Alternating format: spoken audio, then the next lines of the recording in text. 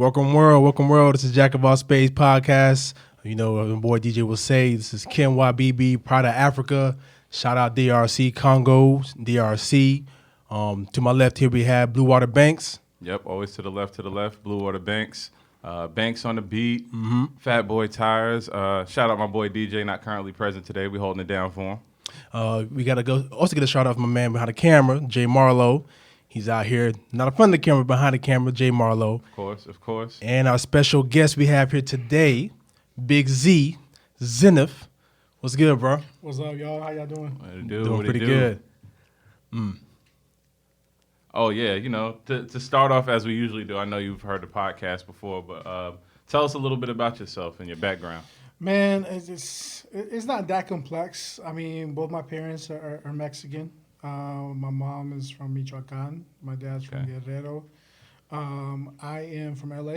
I was born in LA. Okay. I moved to Charlotte in '96, so Kobe and I saw spots. But I mean, I'm pretty much a Charlottean. I still love my Dodgers. I still love my Lakers. But you know, I'm pretty Charlotte. I'm pretty Charlotte born and bred. Almost, you know, except for a couple of years I spent in LA. So I mean, I'm just between two places. So. Been doing real estate. We're talking about real estate today, so I've been doing real estate for about 2 years and some change. Okay, for sure. And I know y'all from, you know, back in the day. And Way back. Yeah, we've been catching up through fantasy football, which DJ killed us, man. DJ we missing that right now. Yeah. You think it might still happen, fantasy? Nah. When the season starts? August. For fantasy football, is August? I believe so. I believe that's August. So by next month, we should be knowing. We're going to see. Rob and find out. I mean, I think it's going to happen. You think so? I think it's going to happen. It's only a 16-game schedule. So it's not like, you know, you got 82 games with the NBA. Well, obviously, it was towards the end of the season. But you got 16 games. I think they can make it work, even if it has to be limited, you know, social distancing and stuff like that. But true. I think it's going to happen. So like you were saying, we're here today to talk about real estate a little bit. We have the Keller Williams vision to be the real estate company of choice for agents and their companies, for their customers. Excuse me. What made you want to be a real estate agent? You know what? It just kind of happened. So I used to be, or out of high school, you know, about a couple years out of high school, I actually got hired by a mortgage company. And, you know, it was right when the housing crisis hit. Okay. So I made $0. Oh, you know, okay. But I was always interested in the housing market. I was always interested in helping people get that home, you know, being able, because it's a very special feeling when someone gets into their forever home. Yeah. You know, a lot of things happen in life, and I kind of just circled around. My wife and I went to a baby shower, right? We're at the baby shower, it's her cousin's baby shower. And, you know, you just talk to people you don't know because it's how it is. You know, just have a couple drinks. And this guy comes up to me. He's like, hey, you know, I'm a real estate agent. I'm like, all right, cool. So that's how they do, man. They have to tell you who they are because that's how they get business. I'm like, all right, cool. But I told him, you know, it's always interested me to be in the market and not only that, but actually have a profession with that. So, you know, we linked up. He invited me to Pump House in Rock Hill. He's based out of South Carolina. Right. And, you know, he just gave me all the facts, and I was hooked, you know. And that's where it went, and I've been doing it ever since. Pretty happy with what I've been able to do with that. So nice. I can see it happening for the foreseeable future, for sure. Scouted and recruited. All right. Yeah, that's pretty lit. Straight up. Yeah. We always make it a point on this podcast to give people their flowers. You got a little championship belt on your hands that we got here, man. You received the 2019 Silver Circle Award where you did $3.5 million in total closed volume. Man. Humble brag, right? Humble. You've been on my Facebook or something because I didn't tell you that. Hey, the research team is extensive, as DJ would say, right? Very extensive. You know, you always see people's accomplishments. You don't really see what they kind of have to go through to get that. My first year, I sold 2 houses. You know what I mean? So it's just, you know, letting your work speak for itself, and it kind of flourishes from there. You know, this year I'm around 2.5 mil already. You know, we're in June. Right. So, I mean, it works out pretty well. And a pandemic at that. So a pandemic, yes, sir. Absolutely. Okay. So what are some potential things a buyer should have in order before they hire a real estate agent? So a lot of people think they have to be, ready to go Yeah. when they call a real estate agent. Like they frown upon being able to pick up that phone and call the real estate agent. I don't even think you have to be that ready to pick up the phone and be like, hey, listen, I want to buy a house. Because that's my job. My job is to figure out what we need to do to get you in that house. Yep. Okay. So we link you up with a loan officer. We look at your credit. We look at your, all your finances. We look at your DTI, which is your debt to income. The loan officer really does that. But at the same time, if you're not ready, I'm going to get you ready. Yeah. Gotcha. So if you're not taking that first step and picking up the phone and reaching out, then I can't help you. Right. Yeah. You know what I mean? And so, again, a lot of people think, oh, nah, I can't even try. And people were surprised by the ability that they have to go in and get that house, thinking they couldn't do it like 2 months ago. Yeah. So it's just one of those. You just got to reach out to us, and we'll guide you in the right direction to make sure to get that going. Thanks. Okay. You the coach. Yeah, you got to be. Yeah. Yeah. You got to be. Like any other profession, right? You go to a carpenter to build you a house or build you the framing. You go to a plumber to fix your toilet. You know what I mean? Right. Or fix your plumbing or change out the plumbing. It's something that we're knowledgeable about and we get taught to do. So why not hit us up and be like, hey, how can I get to that level? How can I make sure that I can get my house? All right. Plus, you spend all that money on rent. Yes, just true. throwing in that fireplace. Just, Okay. As a potential buyer, are there any red flags or what should you really look for as a potential buyer and when it comes to getting a real estate agent? So red flags. I mean, it sounds bad to say, but there's some realtors that are really out there for themselves. Of course. So it's almost being really pushy, telling you got to do this, you got to do that. You know what I'm saying? Like, you got to put an offer on this house. You're not even ready, or you don't feel comfortable. You're not really in love with the house. Yep. And you're trying to steer you in that direction. That's a huge red flag because Right. he's worried about that commission. He's not really worried about, your dream. Mm-hmm. And you got to get someone that's focused on your dream, not in his pocket. Yeah, that's how it is. Okay. Mm-hmm. So can you explain the buying process from start to finish? Yeah. So let's say you're ready. Let's say you got it, all your ducks in a row. So we're gonna link you up with a loan officer, like I said. He's gonna check your pay stubs. Mm-hmm. He's gonna check your bank statements. If you're a W-2 employee, he's gonna check your last 2 W-2s. If you're 1099, he's gonna check your last 2 years of tax returns. So if you're self-employed, it's a little bit different. He checks your debt to income ratio, make sure that you can actually afford to buy that house. Doesn't because that sticker shock is difficult sometimes when you're going from renting at a certain price and you're buying at a different price. So he goes over all the numbers. He looks at your bank statements, looks at your spending habits. If your credit is okay, we move on to the next step. He gets you a pre-qualification letter, Okay. which allows us to start looking. So we can start looking at different places. And everyone's situation is different. Not everyone has a stack to go ahead and put into a house like that. Because there is expenses. Your deposit is going to be a minimum of 3.5% to 5%. Your closing costs, we'll talk about that later, I guess. But there's Yeah. closing costs involved. So it just has to be where you're doing your job as a real estate agent to make sure that your buyer is in the best position. There is first-time home buyer programs as well that will pay for your down payment, or at least a subsidized down payment. Okay. That works out as well. There's multiple first-time home. Yeah, so there's the state ones, so state of North Carolina, state of South Carolina. There's private ones. The loan officers can reach out to different organizations that do it. Now, the thing that you have to think about when you take a first-time home buyer program is that you're going to live in the house for a good number of years. Because if you move in, it depends on the program. Some are 5 Yeah. years, Right. some are 10 years. But if you move out within a certain number of years, you got to pay that back. Oh. But it's a proration. So let's say you're on House Charlotte, which is a local one here in Okay. Charlotte, right? And let's say they give you, let me just do a round figure. Let's say they give you 10K, right? And you live there 9 years. So now you only pay a proration because you only have 1 year left. You're not going to pay the whole Gotcha. 10K. Gotcha. So you pay a proration of what you would have paid to begin with. But yeah, all that you have to take in play. You have to make sure that you're instilling the knowledge into your buyer to make sure they make the right decisions. But okay, you get the pre-qualification letter, right? Yeah. So we're looking at houses. The housing market is very competitive right now. If they need closing costs paid by the seller, you want to actually go after properties that have been sitting for a little bit.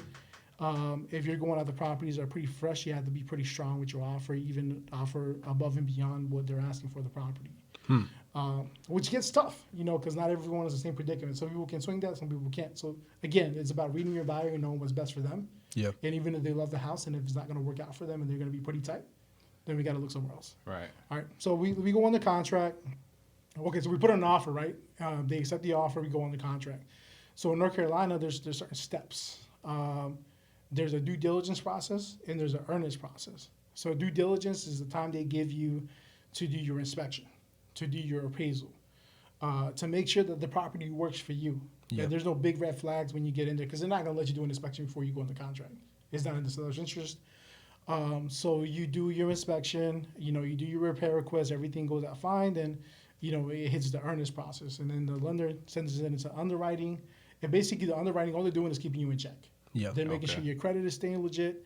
They can make sure your finances are straight. They're making sure you haven't quit your job because you didn't get in the house and you're doing something else. Yeah. And then we're ready to close. So the due diligence period and the earnest period is really up in the air what you want to put on the contract. Some people do 2 weeks, some people do 3 weeks for due diligence, and then some people do 2 weeks or 3 weeks for earnest. So how it works is due diligence and earnest, you got to write a check. You got to write 2 checks. Mm-hmm. You're writing one check to the seller, of the property, and you're writing another check to the attorney that's going to handle the transaction. Okay. So if you decide to walk on your deal during the due diligence process, They cash the check. the seller cashes the check. You out of luck on that, but you still get the earnest back from the attorney. Got it. Yeah. Right? But if you in the earnest period, you're losing both checks. The seller's keeping both of them because you backed out during earnest. Okay. But if you don't back out at all that's going back to you at the closing table. So Got you're it. not losing. okay. You're not losing Yeah, your money. yeah. You put it back in your pocket, but you have to put something on the table for the seller to take their house off the market. Right. They got to know you're Right? serious. They got Deposit. to know you're about it. Exactly. And I mean, it's very simple. It really is. Again, you just have to make sure you put your buyer in the right position because you don't want them losing money for no reason. Right. They Okay. work hard for that money, so it's you can't really be playing games with it. Yeah, no question. Real quick, I want to go back on something you had touched on. You said this process may be a little bit different if you're self-employed. Yeah. So the loan officer really looks at numbers, and honestly, when you're self-employed, me myself, for example, I'm self-employed. I'm 1099. Yes, I'm associated with Keller Williams, but I own my own company and I get paid that way. Right. So they have to look at the average over the last 2 years to see how much money they can actually loan out to you. Because being self-employed, you don't have that fixed salary or that fixed monthly income that you do as a W-2 employee. So that it can go up. It's a roller coaster. It goes up, goes down, goes sideways, go all over the place. So they have to make sure that through the years you're going to be okay paying that mortgage. Yeah. Because the last thing they want you to do is foreclose. Yeah. Yeah. Right. So that's how it works. Okay. Gotcha. I know you kind of touched on the closing costs. Typically, what can that be as far as closings? How does that go? So good question. So the lender and the attorney fees are going to be around $4,000. That's a pretty even keel number. That's together? But you got your prepaids. So prepaids are always fluctuating depending on the property you're going after. So again, lender and attorney fees are going to be roughly around $4,000. But typically, once you add all your prepaids, you're going to be north of $6,000, $7,000, depending on the house you're going after. Because prepaids, you got to pay your HOA contribution fee if there's a HOA. Okay. And that can be from nothing to $2,000, even more, depending on how wealthy the neighborhood is and how they want to get you. Okay. That's just for you to get in the door and say, hey, I'm part of the HOA. Yeah. They have 2 or 3 other HOA fees in there. Your property taxes, you have what's called escrow. So you have your property taxes, your homeowner's insurance that goes in that. So what you're doing is you're paying in advance. Your homeowner's insurance, they usually get you for a year. And that just sits in escrow. So every year, the loan officer, not the loan officer anymore, but the mortgage company is going to tell you, hey, this year we were kind of short on escrow. We're going to have to raise your payment a little bit to make sure we cover everything. Yeah. You know what I mean? So the mortgage company actually pays for your homeowner's insurance, your property taxes from your escrow. That's why your mortgage payment, when you see it, it's everything included. Your principal and interest is only this much, but everything included is this much. So when they throw everything together, you have that, which is pretty cool because at the same time, you get that big old tax bill from Mecklenburg County or whatever it is from on a yearly basis. You don't have to pay it out because it's already been paid on a monthly basis because you've been paying towards it. Yeah, I have customers, and I explain it to them, but there's so much information they kind of get overloaded sometimes. Right. And they're like, "Yo, what is this? Why I'm not paying this? I can't pay $2,500." I'm like, "It's okay. Sorry. Yeah, it's okay. It's already been paid for. That's why you're paying all this extra money every single month." But yeah, that's what happens. There. Okay, got it. All right. So what are the current market trends in Charlotte, North Carolina? Housing market trends in Charlotte, North Carolina, and how has COVID affected that? It's crazy. I honestly thought it was going to slow down substantially. Yeah. Because we're fortune tellers. We really don't know what's going to happen. A million things are involved, But I honestly thought it was going to slow down a lot more than it did. Our office itself only slowed down about 30% from 30%. last year, right? So things are still moving. Lots are still being sold for new construction. You still got multiple offers going on these houses that are going up for sale. You still got to fight other people to get the houses. So it's not like it's not like the recession where you can kind of pick and choose and you can get a house for nothing. It's not like that. Property value's still going up. Okay. What are some of the adjustments you've had to make as far as dealing in COVID, like virtual tours, or as far as dealing with your clients? Period. So March 11th, which is my anniversary. Shout out wifey. Shout out wifey. Shout out. Is the last day I actually stepped out the house for about a month, which is coincidentally the last time we had NBA. So I've been a pretty good husband because there's no sports on TV for me to watch. But it was rough there for a little bit because they wouldn't let us show people houses if they were inhabited. They had us do virtual tours for a lot of things. All that's been lifted ever since. We can now show houses, even if they are being lived in. We just take the precautionary measures. You want to make sure you wear your face mask. You want to make sure you're using hand sanitizer. You want to make sure there's no more than 3 of y'all all together. So you and the 2 buyers tops. And you want to make sure that you're the only one touching stuff. So you take that risk. Real quick, because actually my family, we have a house on the market right now. Is it required? Bro, what's up? It's not. It's in Virginia. It don't matter. Oh well, hey, Worldwide. we can talk then. We're gonna talk then. But is it required that these houses that are on the market be sanitized, or is it is that even a requirement, or is that just? I wouldn't say it's a requirement. People are taking those measures by themselves. To be Okay. honest with you, because you want to make sure that your house is being taken care of. But you're counting on that realtor to be a good realtor and make sure that their clients are being, health conscious. Right. So if they have any type of symptoms, we're not showing you houses. Yep. If even your cousin or something, we're not showing you houses. It's just what it is. We can wait. Everything can wait, but your life is your life. You're not gonna get that back. So Okay. we got to be very mindful about the people that live there. Myself, I'm putting my house on the market pretty soon, and I'm actually going the other route. I'm gonna wait till it's vacant to show it because I got a 6-month-old and I got a 6-year-old. Oh, yeah, and nah. It's rough. Could be a lot doing that back and forth A lot with that. Yeah. of stuff. Yeah. What about commercial properties? You dealing that? You know what? I really haven't dipped my toes in that. I've been so busy with residential, to be honest with you. But that is something that is in the works. I've had a lot of people come to me with that, and usually I just refer it out to other agents that are more knowledgeable. Because you can't bite off more than you can chew sometimes just because you want the money. You have to be real about it. But it is something that I am going to be, getting into down the line. Okay, for sure. What are your thoughts on the gentrification of areas, like the positive and negative results of those? That's a tough one. That is a tough one.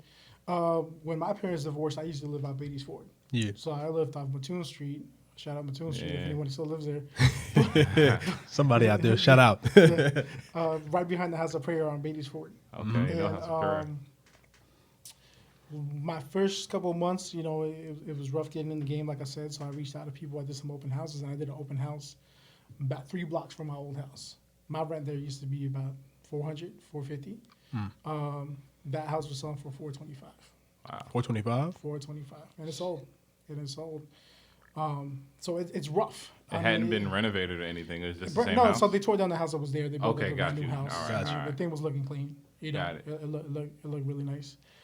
But it's such a rough position because I am a realtor. Yeah. You know what I mean? And the big bucks do come from the priced houses that are up there, above your 300s or 400s. But at the same time, I see all this displaced people, and there's such a marketing there's such a housing crisis in Charlotte when it comes to people Yeah. from those areas. Yeah. You know, they opened up. I don't know. I don't know the facts because this is off the top. But there's of a Freedom. There was a new development that they were doing for people with low income, and that line was. I seen that line. It was a crazy man. line for the Crazy, houses. bro.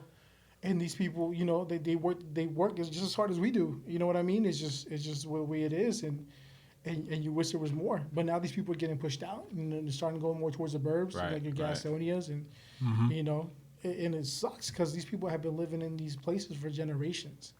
But again, the other end of it is brand new construction and, you know, nice houses and stuff like that, and it's gonna keep happening, unfortunately. So I mean. You remember Noda back in the day? I mean, Yeah. we all been here long enough. Noda Yeah, was yeah. like, you didn't want to go there after dark, bro. And That or Plaza Millwood. or Plaza Midwood. Or Plaza Midwood. And now it's like, you know, it sounds like hotcakes. You know, Yeah. like that. And so now, you know, even over here, off of Wilkinson, everything's Yeah. getting pushed out. Pushed out. So the housing market is getting crazy over here too. So I mean, it's really a lot of different perspectives you can have on it.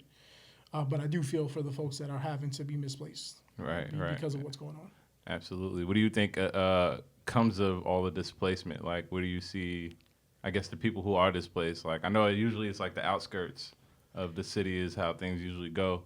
I know you were saying Gastonia a little bit. It gets on you a little Right, bit. right. You know, I'll be honest with you. I personally haven't really dealt with having to home these folks somewhere else. So I haven't really dealt with them being put out and stuff like that. But I see it on the news all the time. Right. You know, and it's rough. It's rough having to just change your way of life just because someone wanted to develop in your neighborhood and wanted to blow up the price. As a potential buyer, what do you think there are 3 things you should probably look out for right now? In regards to what, Banks? Just to the climate of real estate, period, overall. So in a general. lot of people are kind of weary about making that move Yeah. and getting into a Of house. course, rightfully because, so. Because they feel like it's about to tank. But at the same time, you know, as soon as things tank, the interest rates blow up. You know, that's just the way it works. You know, supply and demand. Yeah. So if you can get into something now, you know, these interest rates are silly. I mean, I've been able to get someone at 2.75. They're closing in about a week and a half. It's nuts. The mortgage is going to be about $1,700 for a house over $300K, which you could not get that. You know what I mean? So it's an offset. Quick question though: are these like fixed rates, or are these rates are variable? Every lender has like a different rate. So Gotcha. so you as a consumer, as a buyer, your realtor has to do you justice and let you shop your rates. So the guidelines changed. It used to be like every time you ran your credit would get smashed, right? Yeah. But with real estate or with mortgage companies, better yet, you can run your credit a million times within a 30-day window, only hit you that one time.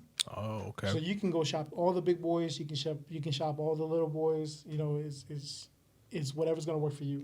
Now, do your realtor help you with this shopping process, or this is something you got to do on your own? No, that's what we do. Oh, okay, cool. That's what we do. Or at least that's what I do. Yeah. You know, I'll make sure to link you up with the right people, and make sure they explain the whole process to you over and over again, and then I'll explain it again. Because it's a lot to take in. It's a Yeah. lot to take in, and you got a life. You know, you got a 9 to 5, or you got kids. You got everything that you're doing. And on top of that, you're trying to, you know, get a better situation for your kids or a better situation for your family. It's just a lot to juggle. So you just do your part to give them as much knowledge as you possibly can. Straight up. Okay. But yeah, those rates are not even kill across the board. This dude over here will give you a 3. He'll give you a 3 1/4. He'll give you a 3.35. You just got to make sure. Which all those rates are crazy. Those rates did not exist 2 or 3 years ago. So that's what I'm saying. The housing market is blown up, but the rates are so low right now that it kind of evens out. But when, you know, if things start going south again, the rates are going to go up. Back up. You know, the housing market isn't going to drop that much, so you're still going to be around the same, if not more. So better get in it now while you still can. Which, you know, Charlotte even 5 years ago was so much cheaper than it is now. Like, you can't get nothing in Charlotte really under $200K. Yeah. It's That's true. nuts. What was the average standard rate before now? Well, would you say? it varies all the time. So I mean, you used to be in the 4s and the 5s and be happy, Gotcha. you know, and now, you know, they can get you down to under 3, and that's not been sounds done. the same. Hasn't Yeah. been done. You know, I've never closed one at 2 3/4. That is nuts. And they kind of don't realize how crazy it is because they never bought a house as a first time home buyer. Yeah, yeah. But Okay. I've never been able to get that rate. You know what I mean? Like it's really, really good. So if you have the ability to jump on board and get you something for yourself, even if it's not your dream home, but at least get that equity going and get that investment going for yourself. Okay. Cool. Based on the development plans of Charlotte, what are the top places to purchase a home now? Charlotte? I Charlotte. live in Fort Mill. Oh, sure. Out of here. So I stepped out. But you know, I've lived in university. I live by North Lake. You know, I lived off Beatty's Ford. It's really what you feel comfortable with and the price points that you feel comfortable with. Yeah. I mean, if you can afford your Plaza Midwood and your Noda, that's going to keep going up. You know, it's going to keep going up. I saw somebody, my mom's husband, you know, she married him after, you know, I left the house. We're calling him stepdad. Yeah. But my mom's husband, he's a contractor, right? So Yeah. he works on all these different properties, and I look him up, you know, just to be nosy.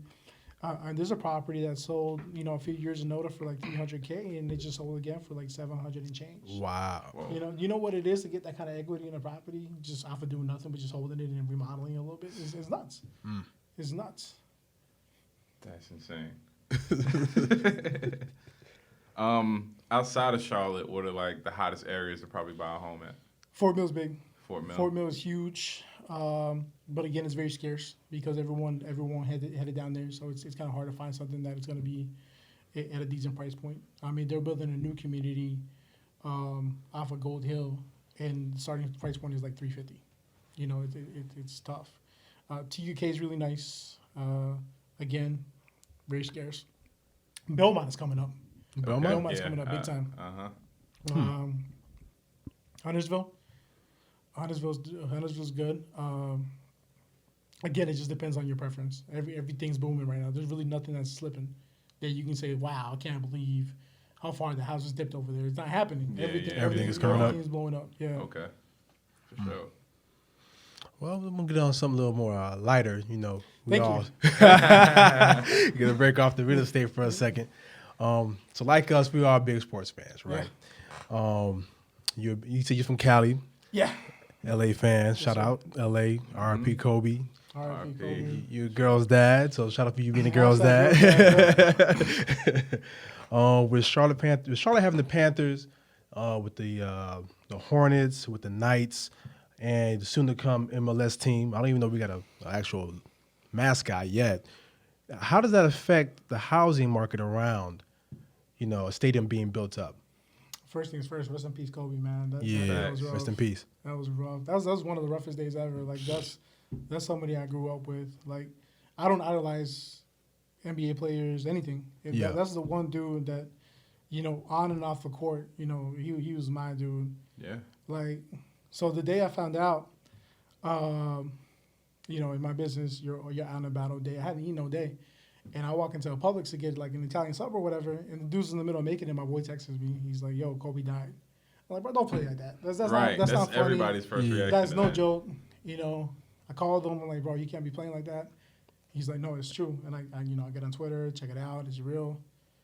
Bro, I walked away from the sandwich station. Like, I just went in my car, called my wife. My voice was breaking. She thought someone someone that I didn't know personally definitely affected me on a personal level. Like, that was my dude, and it was bad, man. It was really bad. And then all the fake news saying that it was a whole family. Yeah, that it wasn't Kobe. It all the was stories girls. coming out, right? It was crazy. It was rough. It was rough, and that's my dude. And it's still my dude. On, off the court, the stuff, just his mind, his brain is what was too much for this world to even contain, bro. It's just, you know, he meant a lot. Right. He meant a lot. What was your question? Now, my question was, with a new stadium being built up, how does that affect the market, the housing market around it? Oh, obviously, it always raises the property value. Raises so, it up. So everything around that is going to be hot market. You know, you definitely want to get in there before you find out. Kind of like North Lake. Yeah. So before North Lake came up, you know, that was all farmland. It was worth pennies. Yeah. You know, so if you own that, you know, you came up real quick when you had to sell it to all these developers. Yeah. Same situation. So I mean, if Okay. you can get in there before the news actually comes out, then you're straight because you can make a pretty penny and make your money. And it'll, you know, let them do whatever they're gonna do with the land. Facts. Now there is an issue with Rock Hill. You know, some people didn't want to give up the land and they kind of just took it from him. With Tepper doing what he's doing down there with the training facility. So Yeah. I mean, I haven't looked that much into it to speak on it, but it is rough. You know, we're talking about generations of people with their farm and stuff like that. But I'll do some more research on that, and I haven't really looked into it. But yeah, anything that's around a new development is gonna blow up. Valentine's is gonna do a mixed use, so they're getting rid of that little country club they got there. They're gonna do a mixed use and build that up and make it into like a mini, I guess like a mini Noda. Mm-hmm. You know what I mean? What's a mixed use? So we have residential and business all in one place. Okay, gotcha. Like a Birkdale, Got it. Okay. like a Blakeney, stuff like that. Gotcha. So that's gonna be booming. That's gonna go crazy. It's already high enough as it is in Valentine. Yeah, It's- yeah, right. It's gonna go up. All these developers, even all these apartment complexes that are going up. There's more apartment complexes than actual housing developments going I up. seen that. That's because there's more money to be made. But yeah, I'm just, you know, I'm a little piece. I'm a little piece of the You're a big piece of information for us to have you on here. So, you know. man, I appreciate you bringing me on. I really do. Straight up. Got a phone-in question from DJ kind of DJ! on this one, right? Uh-huh. So HGTV is one of his guilty pleasures, as a lot of us, I think, at this point. But so being a realtor, do you watch HGTV, and are there shows you like or dislike on that channel? Shout out that Jota, man. I love that, man. Right. So, I mean, I do watch it. My wife got me into House Hunters. Facts. Very unrealistic, though. You know, I know what you're talking the about. husband, Yeah, it is. the husband collects butterflies, and the Yep. wife knits sweaters part time. But our budget is $5 million. You know? Bro. So I mean, I did some research on it a few years back when I got into real estate. Like, is it really like this? It's not like that at all. But it turns out they picked the house before they start filming, so they already know what house they're gonna move into, and they just kind of film the top three, and then they sit down at the bar like, I don't know, honey, what are we gonna get? But you don't know what you already signed the contract. You're already in It's there. out of your hands. But whenever Charlotte's on there, I get silly excited. Like, I'm like, oh, I know that. Oh, I know that's Right. fine. Oh, I know over here. And there's another show on there. I don't know the name of it, but people that win the lottery, right? Okay. I got to look up the name. So people win the lottery, and they hired this dude to show them houses, and they go from like living, you know, modestly like we all do, to like Yeah. living in these like little McMansions. And they had a Charlotte episode on there too. They did? Uh-huh. That was dope. It's nice to see like people being able to live their wildest dreams and have the actual money to do it, you know. When that tax bill comes, that's a different That's story. crazy. Yeah, Right. that That tax part. bill. Yeah. It always gets them. That Now, I got a question. So, to Zillow or not to Zillow? That is the question. So, I seen a post, Realtors with Signs, and it says that Zestimates are the devil. Now, is Zillow a good tool to use to find a home? And what are Zestimates, for those who don't know? I think it's a necessary evil. Okay. You know, well, I don't want to call them evil. It's a company, whatever. You know what I mean? Like, estimates is just what Zillow thinks the house is worth. Got you. But the thing with that is it's so easy to manipulate. You can really mess with those numbers really easily. And I'll give you an example. Okay. I sold the house in Mount Holly for an investment, for an investor. They bought the house for $100K through a wholesaler. Wholesaler is a dude that goes and buys a house and just assigns you the contract, so you Yep. can go and close on it. It makes a little bit of change while doing it. So they bought it for $100K. You know, the Zillow's estimate, you know, was like 95, right? There's no pictures of the inside, so you don't know what condition the house is in. You know, so they fix it up, do this, do that, and do this, do that, and I put it on the market for 185. All of a sudden, this estimate went from 95K to 180, Whoa. just because I listed it at 185. Yeah. You see what I'm saying? So like, they didn't go off anything but me listing it at 185. 85. So it's hit or miss. Sometimes they're over, sometimes they're under. A lot of times they're under. You know, when houses, but they're in the business. I mean, they're in the business to do a lot of different things. They got realtors that pay them to get leads. They got lenders that pay them to get leads. They are now in the iBuyer market, just like Open Door is. You know, same scenario. So they want to get that business, so they want to get you excited. So yeah, they'll give you a estimate something you can afford. So even if let's say you look at a property, you're like, yo, I really want this property. You pull it up, right? And you see that the payment's only like $1,200. Yeah. You're like, I can afford this. So what you got to do is you click on the actual payment, Yeah. and it's going to tell you 20% down payment. You don't see it until you click on it. Right. And when you click on it is when you see it, and then you got to adjust it to 3.5 or 5%, and then your payment is like out the wahoo, and you're like, okay, that makes sense. Yeah. But what they want to do is they want to generate the business. So they want you to get excited about that payment, click on the link, ask for more information, and then get a realtor to call.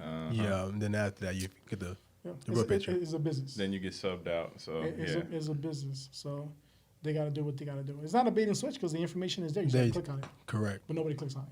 You just see the price point. But It- go ahead. No, and it's funny because, I mean, I have access to the MLS, right? As a realtor, you pay into the MLS, which is the multiple listing service, and you actually get properties to folks before they hit Zillow.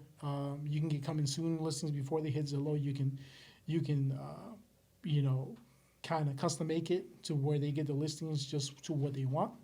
But they'll still, like, disregard your whole list and go on Zillow Yeah. and ask you to see this house. And you take them to see this house. And I'm like, well, it tells me that my payment can be this much. And I'm like, yeah, it tells you that because it's 20% down, but this is what you can afford to put down, Mrs. Customer. Yeah. You know what I mean? And this is what your payments are. Oh, well, I don't want it anymore. Like, I told you this before we came out there. But at the same time, you got to educate them. Like I said, it's all about educating them. So now we learned from that and we moved on. We ended up getting a house with Mrs. Customer. Yeah. She's happy. So, I mean, that's Yeah. all that matters. For sure. Okay. We got a special segment on this show, on this podcast. Yep. Top 5 Dead or Alive. Mm-hmm. And with our top 5 Dead or Alive, we still see a lot of cranes up in the city. There's obviously going to be a lot more building coming forward in COVID and beyond. Mm-hmm. What are the top 5 reasons somebody should still purchase a home, or if they might be on the fence about it right now? Okay. So, number one, get out of renting. I mean, you're basically spending the same money on rent anyway. You Right. know what I mean? If not more. Yeah, when you're Facts. making a payment, it's not all going towards your principal, but at the very least, you're making equity off it because property value's still Yeah. going up. Number two, it's your own. You know, you don't have to answer anybody. You can do your own thing. Yeah, there's HOAs, but you can do what you wish with your house. You don't have to worry about what's the landlord going to say about this, what's the landlord going to say about that. Facts. Dang, caught me off guard. Nah, You you got three know more? this your land. You got this. And number three, building the equity. So I mean that was kind of tied in together with the Yeah. first one, but you build your equity. So the day you decide to sell, you got money for the next down payment, or you got money to buy the next house down. I have a client that lives in Concord. He's moving to Lake Wiley. He bought for $290 in 2016. The house is now worth $365. Mm-hmm. So that's about $75K worth of equity In 4 years. In 4 years, minus fees and all that nitty gritty. He's gonna put that money down at a 400 and change house in Lake Wiley, pay the same payment, and now you got all that equity already in there, ready to go. So that's a big one. Two more. Yeah. Just the financial independence of it. I mean, you can hit that from 5 different angles. It's just amazing to be able to have something for yourself and not have to deal with somebody else. Neighbors, neighbors. You got that neighbor that does bachata at 3 a.m. upstairs, bro. You don't have to deal with that anymore. You don't have to stress over that. Or security for your kids. Okay. And I'm not talking about crime. I'm just talking about. Well, that's another factor as well. But I'm talking about just being able to let them play outside without having to worry about a car Space of their own, spacing right. and speeding in the parking lot and running them over or something like that. Yeah. So that's rough. Speaking of kids, if God forbid you were to pass, you're not leaving them a rent. You're leaving them a house. Yeah, property. Yeah. There's property there. There's equity there. There's something that's always going to be worth something because it's not in the virtual world. It's not stock. It's not. You're not investing into thin air. You're investing in something you can see, you can touch, Tangible. Tangible. Thank you. That's it. So I mean, it's there. And you can pass that on generation after generation if you want to, if you decide you want to sit on it. For sure. Absolutely. I should have read that question. Now you hit it though. You got all 5. Yeah, right. This is what you do on a daily, so it ain't take nothing. It wasn't nothing. So you want to close out, Banks? Wanna close this out? Well, we appreciate my man Zeniff coming through, man. All the information, all the knowledge, everything, man, and especially the empanadas. Yes, the Yeah. empanadas. How many you got left over there? Shit, I had about 3. You know, I got 2 and a half. How many left. you started with? Yeah, Man, they're good as hell. Yeah, man, we appreciate my man providing us with some good eats, some good talk, all this knowledge. Hey, man, and this is us closing out. My man Wabibi. This is Wild BB. Shout out to my home country again, DRC, Congo, proud of Africa, POA, FF, Africa. As he's eating, you know, he got it off. As I'm eating. That tell you it's good, though. You work through it. Shout out my man Jay Marlowe behind the camera. Shout out Thank Marlo. you to Zeniff again. And it's your boy Banks, Blue Water Banks, Fat Boy Tires, Banks on the Beat, all of that. Tell your mother, tell your father, send it. Tell your sister? Nah, send a telegram. We got to tell more people to send a telegram. We do got to tell more people. We got to work on that. But they know what we meant. If you didn't tuned in before, you already know how we do it. But this is us signing off. We out. Thank you.